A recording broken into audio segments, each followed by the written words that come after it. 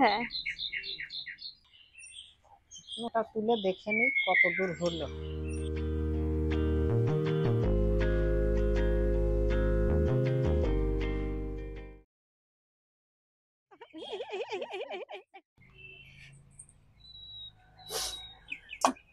সব জোগাড় হয়ে আছে, লেগে গেল রোদে রোদে।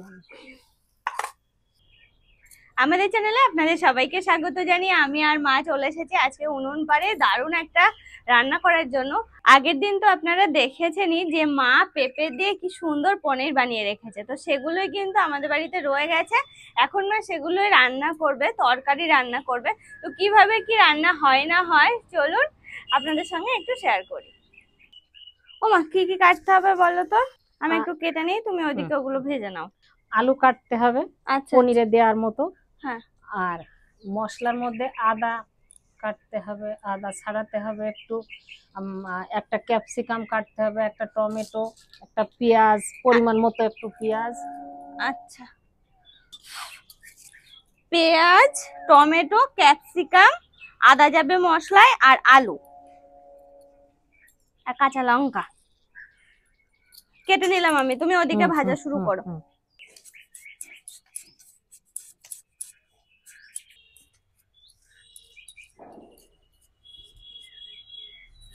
আলুগুলো চৌকো চৌকো করে কাটবে তো?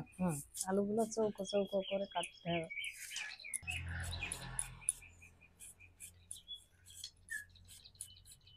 প্রথমে কড়াইয়ে তেল দিয়ে দিলাম, এইবার আমি পনিরটা ভেজে নেব তেল দিয়ে।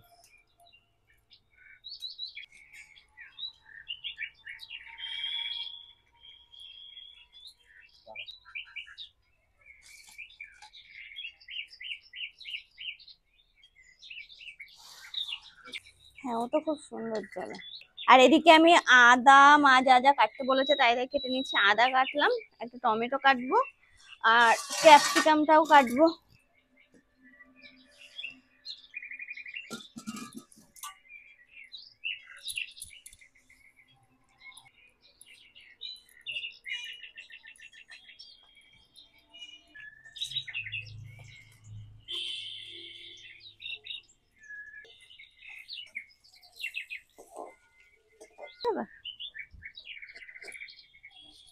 এই খোলাটাই তুলবো। হ্যাঁ,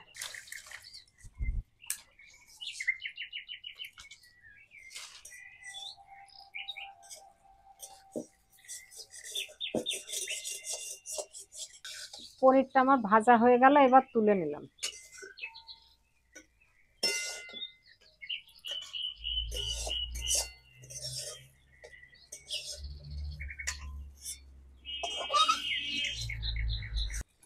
এখন আমি পেঁয়াজটা কেটে নিই। পেঁয়াজ আমি কুচি করে কাটবো না, পেঁয়াজের পাপড়ি বার করে নেব।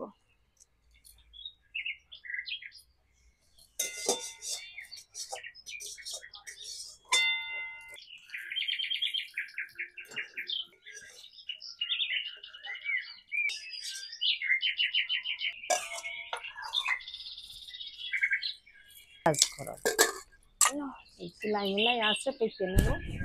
এই যে সমস্ত সবজি কাটা হয়ে গেছে, যেগুলো কাটা সেগুলো। এখন আলুটা ধুয়ে নিচ্ছে, আর ওগুলো ধুয়েই কেটেছিলাম।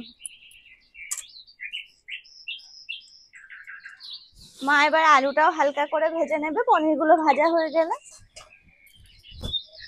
ও মা, মশলা কি কি করব বলো, তাহলে আমি এদিকে মশলা করে নিই। আদা, হ্যাঁ, কাঁচা লঙ্কা, হ্যাঁ, একটু জিরে, আচ্ছা, এইগুলো বেটে নিতে হবে। ঠিক আছে।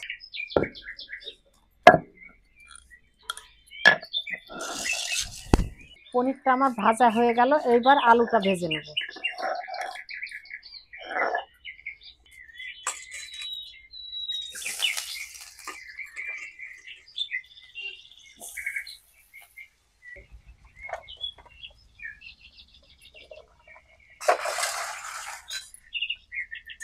এদিকে তাহলে আমি মশলাটা সেরে নিই। জিরে নেব, এটা আমি ধুয়ে নিই।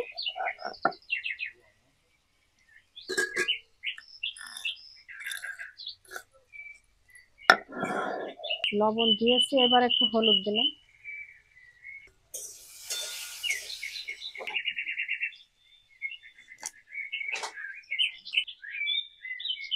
লঙ্কা, কাঁচা লঙ্কা নিলাম, আর দিচ্ছে একটু জিরে। মা দেখো তো জিরে আর দেবো না আর না।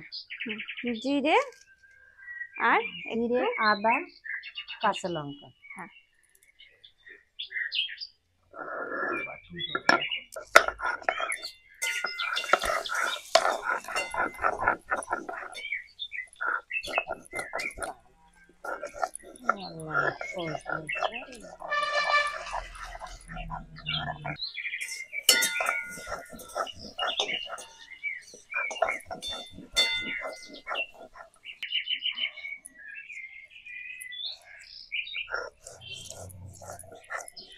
পাখি জবা ফুল থাকলে খুব আসে।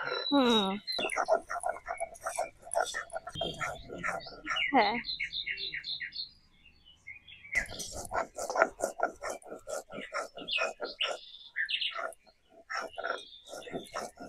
ওটা ভাজা হয়ে গেল, এবার আমি তুলে নেব।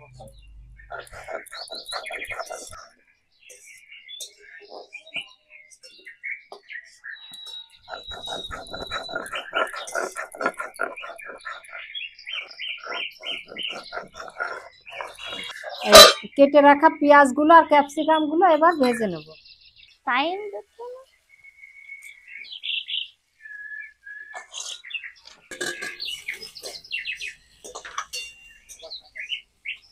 মশলাটা বাটা হয়ে গেছে, এখন এই বাটিটাতে তুলে নেব। আচ্ছা,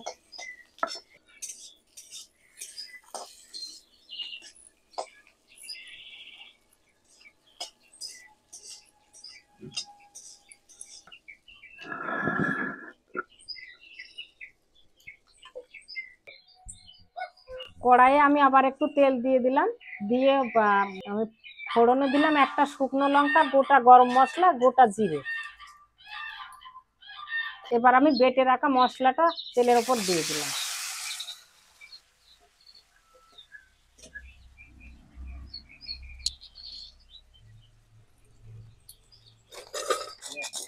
এটা বাদাম ছাড়িয়ে নিচ্ছি। এবার মশলার উপরে আমি এই কেটে রাখা টমেটোটা দিয়ে দিলাম।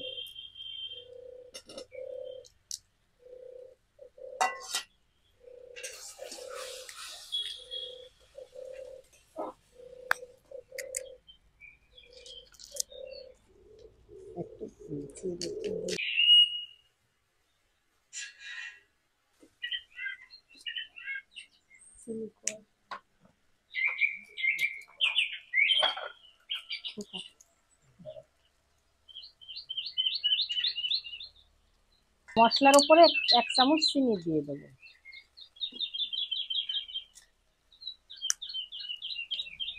পনিরের তরকারি একটু মিষ্টি মিষ্টি হলে ভালো লাগে, বলো? তোমার দেখো তো আর বাদাম ছাড়াবো কি, না ওগুলোতেই হবে? মশলাটা কষে নেওয়া হয়ে গেল, এবার আমি ভেজে রাখা আলুটা, ক্যাপসিকামটা, পেঁয়াজটা দিয়ে দিলাম।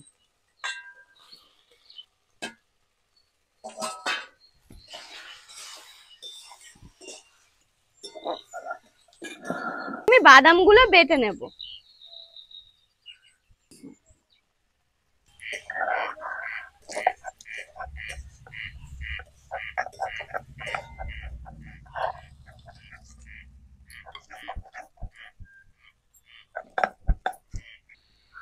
এগুলো আমার কষে নেওয়া হয়ে গেল, এবার আমি জল দিয়ে দেবো।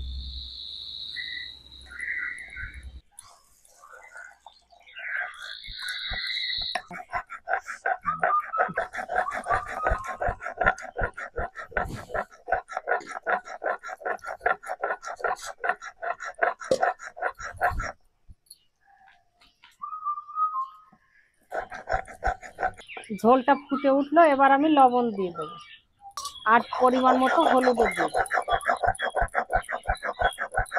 এবার ঢাকা দিয়ে দিলাম। বাদামটা বাটা হয়ে গেছে, এবার তুলে নেব।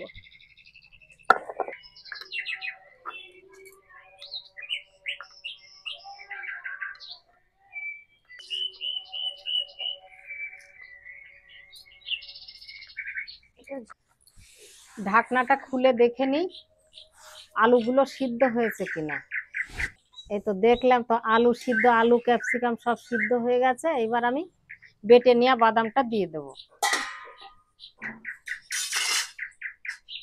এবার বাদাম বাটাটা দিয়ে দিলাম।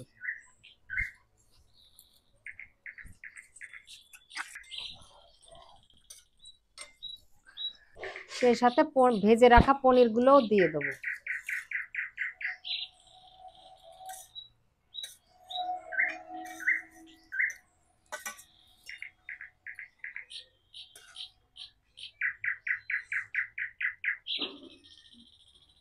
এবার আর একটু ঢাকা দিয়ে দেবো। ঢাকনাটা তুলে দেখে নিই কত দূর হলো। এখনো হয়নি, আর একটু ঝোল মরবে না।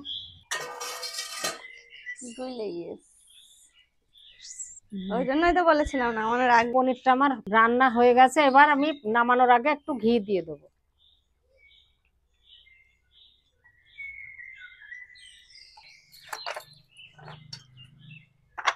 এবার নামিয়ে নেব।